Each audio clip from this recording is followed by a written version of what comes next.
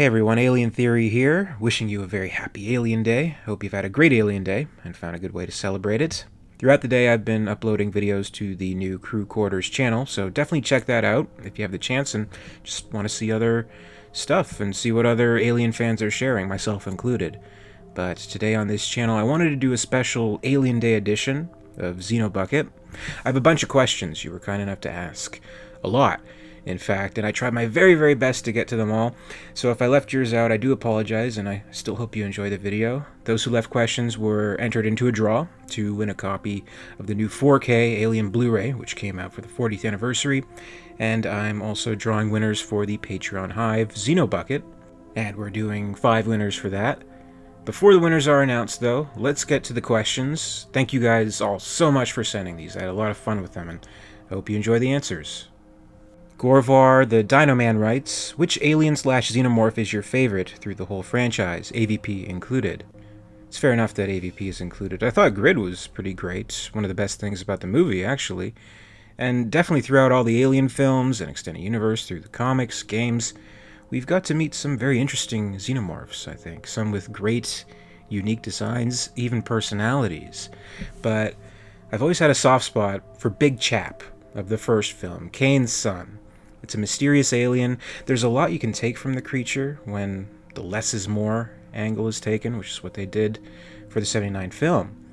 Is it intelligent? How intelligent is it? Is it ravenous or curious? Is it calculating in its actions?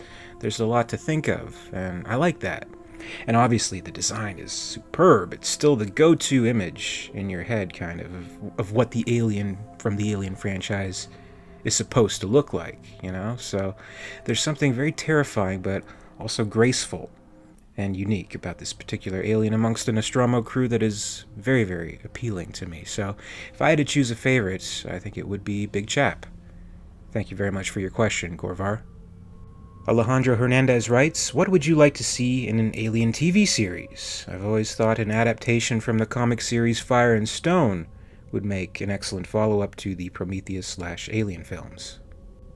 A Fire and Stone adaptation, even if it's just a loose one, I think would actually be a very good approach to a TV series. It has the engineers and the vials and the goo that we got in the prequels, but also works in the standard recognized xenomorph design and includes them quite a bit, in addition to a whole lot of other crazy and surprising stuff that happens there in that series. And I don't think I've ever really covered much of it, if at all, on this channel, but it would be great to see if done right.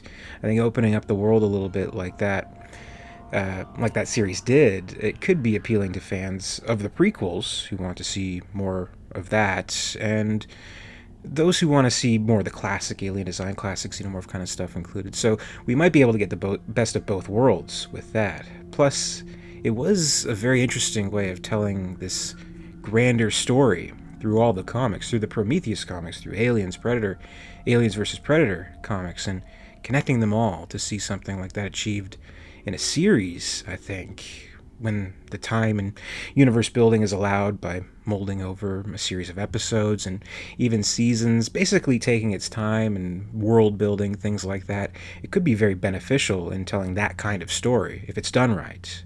But if that's a little too high concept, I've always heard from a lot of people, actually, a lot of people in comments, that they'd like to see a series or mini-series about Hadley's Hope, about the infestation there, and I think that would be cool to see. I definitely wouldn't mind seeing it, but I thought the audio drama did a really good job of it. River of Pain, it was excellent, but maybe it is worth exploring even further as a series and enhancing upon. But it doesn't even necessarily have to work in or be about Hadley's Hope and that specific colony. It could be any colony. They can conceive of anything in this universe at any point in time, any kind of continuity they feel fits best, and I think it could still definitely work. It might make a good slow burn horror thriller series where things get continually worse for the colonists as the season moves on. I wouldn't mind seeing that, and I think it's a simple enough idea that with the right creative minds behind it, I think it could be something special. I could see an Alien series, or I could just see Alien in general having this new life as a bingeable streaming series and becoming a popular thing in its own right.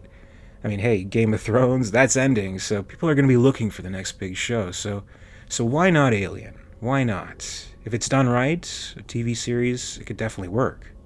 Thank you very much for your question. Mariel Cunningham writes, what's your favorite Aliens Bug Hunt short story? Bug Hunt is a very enjoyable collection of short stories, and I like that it gave us some backstory to the beloved Aliens characters, though all under the discretionary advisement from the editor that it isn't necessarily to be considered canon, which is fine, and I think most fans just appreciated it for what it was, myself included. In terms of favorites from the stories, I really liked Reclamation, which gives us some of Hicks's backstory, and Blowback, giving a good idea of the Marine Squad as a whole and how they've been in some intense situations before. Both stories I've talked about on this channel previously, but I also really liked Broken, which is a Bishop-focused story, which sort of shows how he came to end up with the Marines from Aliens in the first place, and plays on some of the Isaac Asimov themes of artificial intelligence, the rules and things like that, and Bishop's priorities as an artificial person, so I really enjoyed that story as well. Though maybe the most intriguing story, maybe what I might actually pick as my favorite, which is a pretty simple story, but it provides some great insight into a character, is Dark Mother, which revolves around Burke's final moments in the Hive. So those two I definitely want to talk about in further detail on the channel. I thought they're very well done and gave us some good enhancing of character backstories from Aliens. Thank you for your question, Mariel. Connor Andrews writes, if the Alien franchise continues on the big screen, do you think they will somehow restart it or come up with a plot that allows further sequels? As it stands, and who knows, Disney might make a change to it, but Alien Resurrection is currently, as it stands, canon. There have been a few attempts at extended universe stuff that went beyond Resurrection timeline-wise, so it's doable. They just have to kind of find the right story. So even if they did something that didn't include Ripley, it would take place after Ripley's story. It's the future anyway. It's just 200 years post-Alien, so they can definitely work with that, timeline-wise. They could acknowledge the previous events, maybe in a significant way or in a passing way. It just kind of depends. They could do a lot if Sigourney Weaver was involved. That would be very interesting to see if they did something different than the Blomkamp concept, which we're all pretty familiar with, of kind of what it's setting out to do. But if they kind of kept her character as a continuation of what we saw in Alien Resurrection, and how the character may have developed and changed over the gap of time, I think that would be kind of cool to see, actually. Maybe there's more worth exploring in Ripley 8. So there's a lot of possibilities with that. Thank you very much for your question, Connor. MGTOW49 writes, would you be interested in reading the books and doing conversations about the chapters? I would be very interested in that. Whether it's something long form or episodic, I don't know. But it would be great to go like really, really in depth. What books they would be, I don't know. I always thought it would be kind of interesting to go through the novelizations of the films, kind of follow them along with the flow of the corresponding movie and see what was different, kept the same, or moved around. Maybe the best one to kind of do that kind of analysis with might be Alien Covenant, the adaptation of that, the novelization of Covenant by Alan Dean Foster, because it's so generally similar to the movie, but so subtly different in so many ways, and so many moments and placements of scenes. And it's just, I think it's a very good companion to the movie, and it did actually make me appreciate the movie just a little more. So something like that might be worth doing, going into detail about the differences between the Covenant novel and the final film. But maybe something like that I could do as videos, or maybe even like a podcast form. It would have to go on pretty long, but I think that's something worth exploring. Thank you for your question. John Crowley writes, if there's one concept or character from the extended universe, i.e. books, comics, etc., you'd like to see incorporated into the main film canon, what would it be?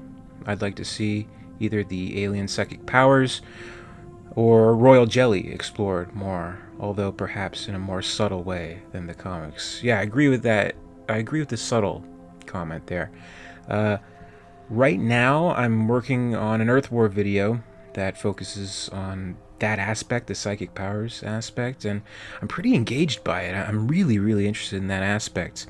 In the Earth War story, it's all about these dreams that perhaps aren't really dreams, but some kind of psychic transmission to the xenomorph's prey, a further trait that can be basically used as a weapon and have the victim kind of acquiesce, all the more easy because of this mental lure kind of taking place. That would be cool to see, and I don't think it's too far-fetched or anything. Don't some insects or other animals kind of do that? Kind of hypnotize their prey? Or am I just thinking of the snake from the Jungle Book? I don't know, but no, I'm sure there's something similar to that in nature, and not too far-fetched. So I think it could work if it's applied to the world of Alien, and I think it did work with the Earth War storyline, and it would work if it's presented in one of the films. Even some moments you wonder, like from the films that currently exist, you wonder if there's something else going on. Like in Alien, when Lambert won't move, if she's just paralyzed by pure fear, or is there some kind of trance going on between her and the alien? That's really interesting to think about. And that kind of concept, if it's done right, it could work in a movie. They don't have to be too over the top about it. They don't have to have it be a huge focus like in the Earth War storylines or anything like that, but I think just even the mere suggestion of it is actually pretty frightening, and it would be something new. It would be a fresh take on a creature that frankly deserves better than to be just seen as a mindless, snarling beast or cannon fodder. They're smart creatures. How smart, maybe we don't know yet. Thank you, John, for your question. Titus Maximus writes, 4 short films set in the Alien universe have been released by IGN. What are your thoughts on them? Do you have a favorite? As of the date of this video, they've all been released, and I have seen them all. I enjoyed them all, too. I thought it was great seeing a young, fresh take on the concepts we've seen within the Alien universe from these new filmmakers, seeing what they can bring to the table, not just story-wise, in the confines of being a short film of about 10 minutes was kind of the average runtime, but also with the budget restrictions. Obviously, you can tell from seeing them, they didn't have, the Ridley Scott $150 million budget or anything like that, but what they pulled off was very impressive. And it was exciting to see, as an Alien fan, since the whole series has kind of been rooted in giving these young, visionary, unheard-of directors the artistic playground of a sci-fi monster movie, and who knows, maybe the next big filmmaker is among these guys. It wouldn't surprise me. Some I like better than others, but I enjoyed them all. I really got into them. I actually binged them all at once, because there's actually a new section that was added to the special features to the iTunes extras of Alien, the digital copy, and I have the digital copy, and I do the iTunes thing, so I was very happy to see them all housed as a special feature now, and also for there to be a play all button, which I appreciate. I think that's the best way to watch them, as one big anthology film. That's the best way. And it runs a little over an hour in length, so that's not too bad. I just wish maybe there were 1 or 2 more, maybe even like an animated one thrown in. That would have been so cool to see. But personally, I think it's the absolute best experience. Watch them all in one go, kind of evaluate them all as you go through them all. I like doing that. And I didn't like how they're releasing them separately, quite honestly. I thought that was a mistake, but that's just me. So if you have Alien on iTunes, check that out. And of course, at the time of putting out this video, as I mentioned, they're all released via IGN, so you can check them all out on YouTube too, on IGN's channel. And I'm sure by now they have like a playlist or something that gives you all of them. They're worth checking out, and I'm not quite sure which one I would choose as an absolute favorite. I'm going to have to watch them again. I'm going to cover them all in a video, hopefully pretty soon, and hopefully go into more detail and give you a better answer there. But thank you very much for your question. Julian Wilson writes, do you think Ridley Scott will be allowed to finish his trilogy? I guess maybe that's up to Ridley Scott. He's been around, he's emerged in Hollywood through the old school kind of ways, and the world of film is so very different now in so many ways. I think it's up to Scott to either fight for his vision that he had for the series before the whole merger came, and the way he wants to tell it, or alternatively set the series free. let others tend to it, or maybe even like a middle ground, be involved in some way, but still have influence, such as producing and letting someone else tackle the project, kind of like what he did with Blade Runner 2049. But maybe Fox just handed him the keys to the Alien franchise and let him do most of what he wanted to do and gave him that freedom. So would Disney do the same? Or is he going to have to make his case this time? I don't know. But whether he's allowed to or not, I think depends on entirely how much he wants to tell that story and how much he wants to fight for it. Thank you for your question, Julian. Freddie Santos writes, do you think Disney will be able to handle the Alien franchise and do it justice? I hope so. I really, really hope so. I've certainly had reservations about the whole thing, but I'm glad there seems to be at least some kind of future for the Alien series. There are plans, whatever they are, or however much they are realized currently, to continue, so that's encouraging. I really think that they just need to find the right creative team.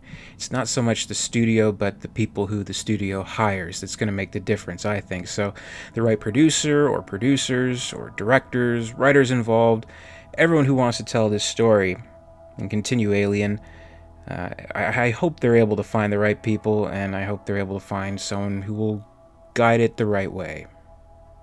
Thank you for your question, Freddie.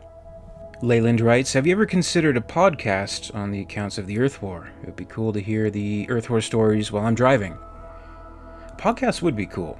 Even like going into more details than I do in the videos, because even in those, they tend to go on, but I do actually leave quite a bit out, like from the novels and things like that, and maybe offer further thoughts on it too, my own kind of assessment of the chapters, and talk about the changes that they made to the story and all that, the publishing history.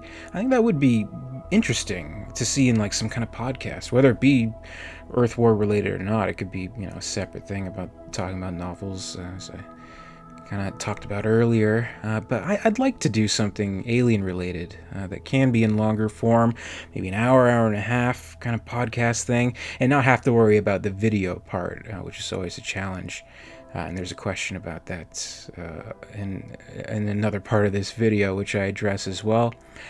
So that would be interesting to do, not have to worry about a visual accompaniment, but maybe just put in some music, sound effects, and that's it. But it would be fun to do. And that's something I'm seriously thinking about. So you might see or hear something like that down the road, so to speak. Thank you for your question, Leland. Jacob Paul writes, if you could change the course of Alien 3, how would it have gone? I just want to say that I'm a fan of Alien 3. I admire the movie greatly, and as it stands, I wouldn't change anything.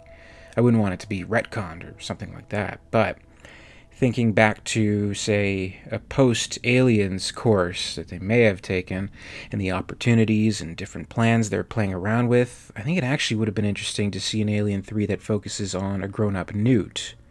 That seemed to be at least somewhat in the air, something they were considering after Aliens, especially since, at least at the time, Sigourney Weaver said she was done. She didn't want to do any more, but the idea to pass the torch to Newt as a new character, it had her blessing, so it seemed like, at least for a small period of time, that was the plan. Even the Earth War comics, which were published between Aliens and Alien 3, they seem to be setting something like that up. But then, of course, Alien 3 actually came along. Sigourney did do it, and that changed the plan quite a bit. But a post-Aliens, post-Earth War story with Newt, that would have been very interesting to see. Thank you for your question, Jacob. Catherine Kruger writes, why do you think Hicks fell asleep on the dropship? I guess it's because Hicks is a narcoleptic. Little-known fact, Corporal Hicks suffers from narcolepsy, and he could fall asleep at any time. I wish they would have explored that further in the movie, though. They could have made some tense, interesting scenes surrounding it. Well, no, I'm just kidding, but I don't really know. From Apone's attitude, I guess it's something that he's done before. I guess it's just kind of a pre-combat ritual that some people do. I swear we figured this out at some point. It just kind of gets you prepared, puts you in a certain mindset, I guess. It's Hicks's way of maintaining his zen and staying frosty, which I think benefited him in the latter half of the film. Hudson wasn't sleeping on the dropship. He was hopping around. He was bragging. Then look what happens later. He got really grumpy. So maybe Hudson could have used a nap. Maybe if everyone took a little nap on the dropship, they'd be better prepared, like Hicks apparently was. Clearly, it's the napping. That's the key to his survival, at least for this movie. He does not, unfortunately, wake up from his nap at the beginning of Alien 3, I'm sad to say. Thank you for your question, Catherine. Bradley Cooper writes, would you like to see the Neomorph in future installments of the franchise? For my money, the Neomorph, it was one of the best, if not the best, elements of Alien Covenant.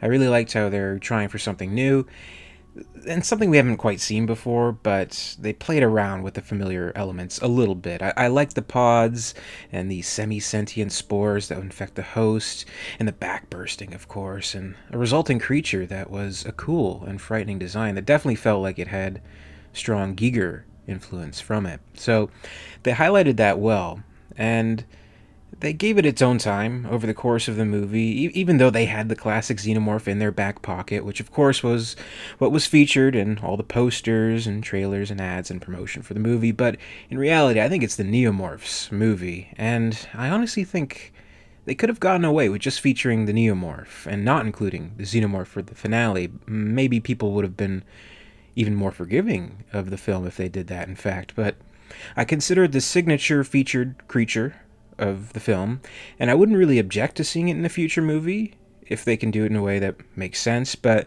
I'd also be fine with it just staying with Covenant, just being associated as Covenant's creature. I liked what we saw, but I'm fine with what we got, and for future installments, I think I'd rather see the classic design or even something new again. Thank you for your question. And McSpadden writes, will Sigourney Weaver be in another Alien movie? I really hope so. It's encouraging that she was pretty agreeable to the Neil Blomkamp script. She had a lot of good things to say about it, said it was a good turn for the character, so if they ever did end up making that, at least we can be pretty confident that she'd probably still be on board for it. But if there's anything else new with Ripley, some other concept, to be sure, it would have to go through her first, and if she doesn't like it, they're not making it, or at least changing it drastically. So she holds a lot of cards, and for good reason. She's the star of the franchise still, in a lot of people's hearts. If she's in the next Alien movie, I think it would be a guaranteed smash hit.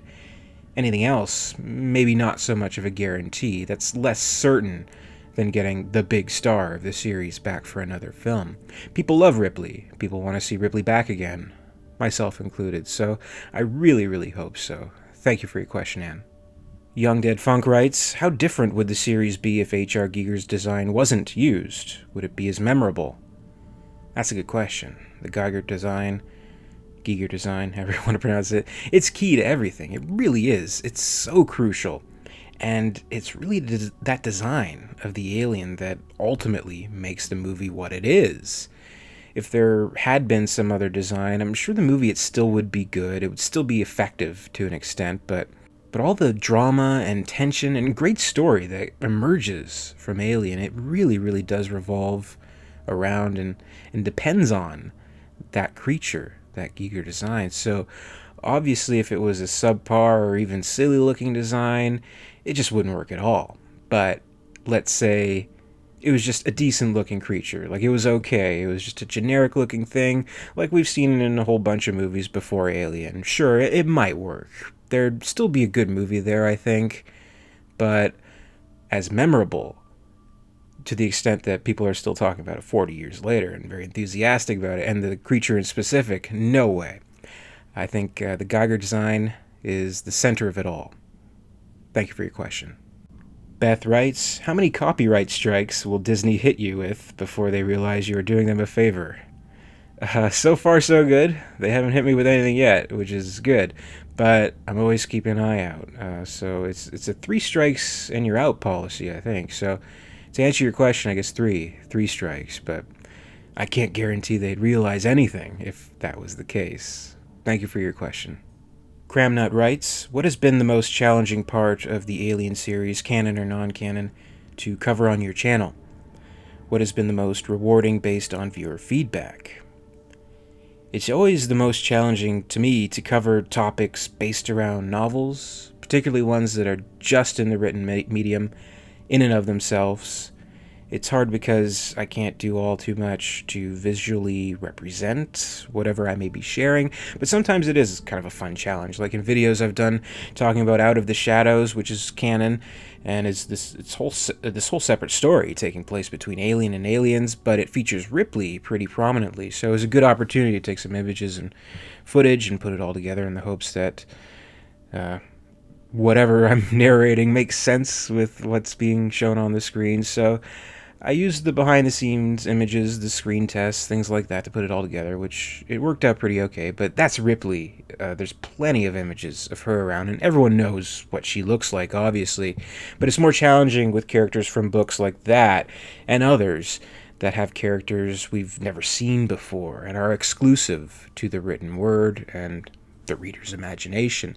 So for that kind of stuff, like, for example, with Hideo Yutani from Alien Covenant Origins, or Ripley's descendant, Decker, from Sea of Sorrows. I'll just end up using like a silhouette or something, so it's challenging. The most rewarding, though, based on feedback in that kind of area, might actually be a River of Pain video that I did about what happened to Newt's parents inside the derelict. I think it came together well, and people seem to like the video and also ask me where I got the footage, when really it's just stuff from Alien Special Edition and behind the scenes and other images all edited together to follow the excerpts that I shared in the video. No silhouettes had to be included either, so I was very happy with that. It was pretty rewarding. Thank you for your question, Cramnut.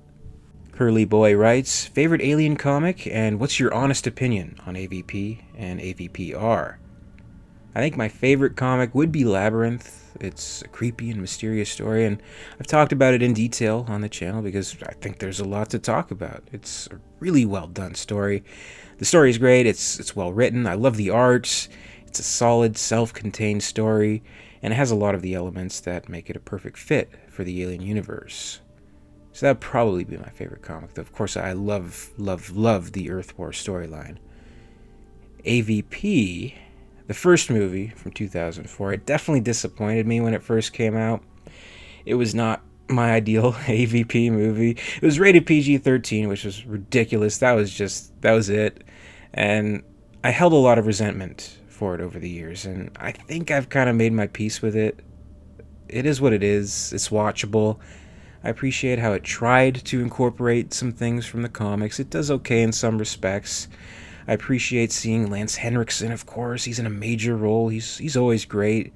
I very much appreciated the practical effects of the movie, of which there are many, and only using CGI sparingly, which, needless to say, stood out quite a bit by 2004 standards, and even more so today. But they pushed the practical stuff to the absolute limit, and I value that. And for what it's worth, I can sit down and watch and even enjoy the movie occasionally. AVPR, I won't mince any words about that. If you want my opinion, my honest opinion, the movie's a piece of shit. It's an embarrassment. It's just about unwatchable, like literally unwatchable, because the screen is often poorly lit. So that's my honest take. Thank you for your question, Curly Boy. Cobalt Cab writes, do you consider the deleted egg scene from Alien to be canon? Most definitely. I accept it in either version of the film, actually. So, in the director's cut, Ripley finds Dallas and Brett cocooned and transforming into eggs, and she mercy kills Dallas, who's still somewhat alive and coherent, which is a great scene. That I'm very glad that it's been reintroduced into the director's cut so people can now see it. But I would even imagine that that's still what's going on with the kind of whole no blood, no Dallas line. He's definitely still down there somewhere with Brett, but only difference being is, I guess in this version, Ripley does not encounter them and can't put them out of their misery sooner before the destruction of the Sulaco. Or the destruction of the Nostromo, I should say. So it is lore to me, the concept of egg morphing. I think it's definitely lore. It makes sense. The xenomorph being an organism that can adapt to any environment, and its sole purpose is to continue the species. Of course, it would have some kind of asexual or hermaphroditic abilities to ensure the survival of the species in the absence of a queen. So that makes sense to me. And I love the alien queen. I think it's a great creature, and it was just a perfect and natural inclusion brought on by James Cameron's Aliens. But even with the inclusion of the Queen, I don't think it negates the concept of egg morphing, such as we saw or didn't see on the Nostromo in the first film. I think both work and don't contradict each other. So most definitely canon, in my opinion. Wonka Actual writes, considering the growing power of social media, do you think it is likely that Disney will contact you to provide guidance on what the fan base of their newly acquired specimen want? And what would your initial guidance be? Nah, I don't think they'd ever contact me. Would be kind of a nice ego boost, though. Like, well, big movie studio needs little old alien theories help. Nah, it's not gonna happen. But I think the best guidance I could give to maybe satisfy the audience, I honestly think the advice would be just set back the clock to where we were about 2 years ago, where we had both Scott's vision, and he apparently had all these other movies planned, not just a trilogy, and we also had Blomkamp's Alien 4 being made as well.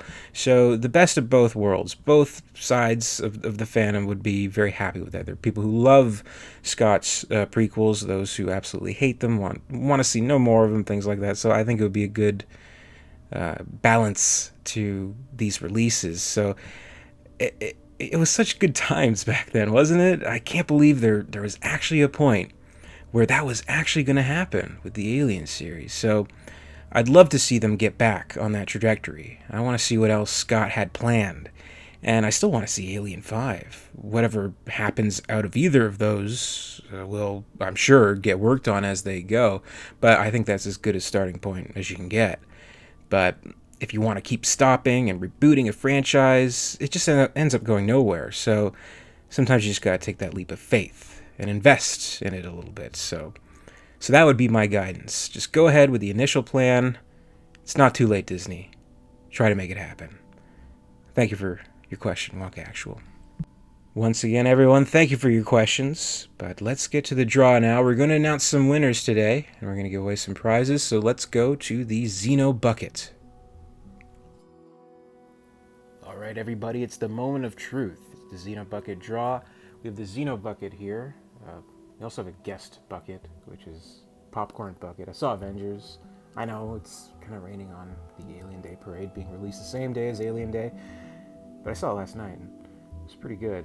And I needed an extra bucket because we were doing two different draws. We were doing a Patreon Hive draw for my patrons, and we are doing a giveaway for those who asked questions for today's video. So I appreciate you guys contributing.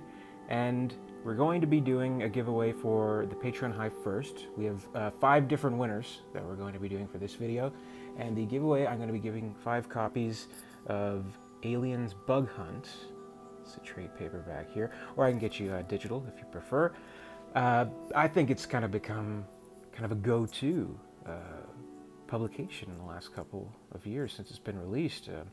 Even talked about it today in today's video. So really cool collection of short stories. So definitely a must for any Alien fan. And of course, giving away a copy of the Alien 4K Blu-ray for the commenters who ask questions. But let's do the Xenobucket draw first. So let's get in there and see what we can find. The first winner is Phil Winterletner. Phil Winterletner. Congratulations, Phil. Contact me on Patreon with your address information. I can get that right to you. We're going to be doing the next winner. Hopefully a face hugger doesn't come out. Second winner is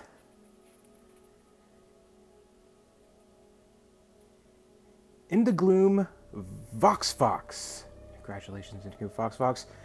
Contact me on Patreon as well. I'll get that to you with your address information.